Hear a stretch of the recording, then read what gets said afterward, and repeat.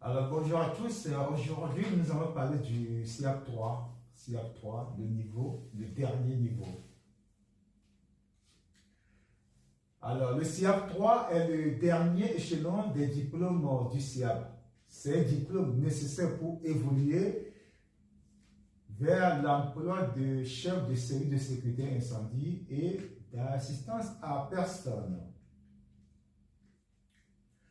Vous savez, le métier de chef de service de sécurité incendie requiert des qualités solides d'organisation, de gestion des rapports humains, de grande rigueur en matière de réglementation, ainsi que d'un bon contrôle de soi.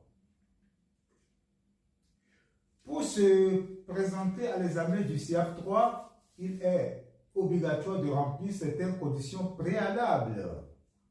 Donc, il faut être titulaire du SIAP 2 avec 3 ans d'expérience minimum dans le domaine. Ou être titulaire du diplôme ERP2 ou IGH2 avec également 3 ans d'exercice professionnel dans la fonction. Ou être titulaire du diplôme de niveau 4, donc bac minimum, il faut avoir le bac minimum, ou présenter des validations des acquis. En plus de cela, il faut détenir une qualification de secourisme. Il faut que ça soit à jour.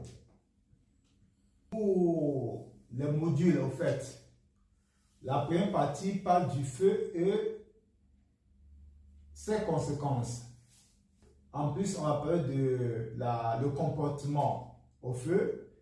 La première partie, on va parler du feu, le comportement au feu et la mise en œuvre des moyens d'extinction.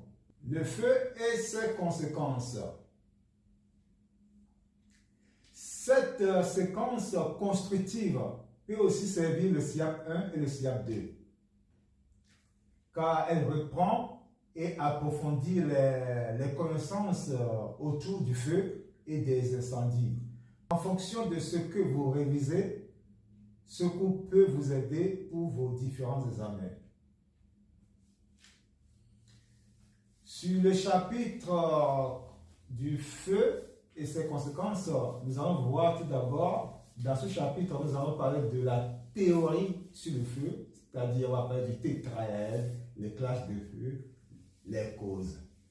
En plus, nous allons parler de la définition du pouvoir potentiel et charge calorifique. Également, nous allons parler de la fumée et ses dangers. Nous allons parler de la propagation du feu, c'est-à-dire la conduction, la convection, rayonnement et projection. Et nous allons parler aussi de conduite à tenir face à un local en fumée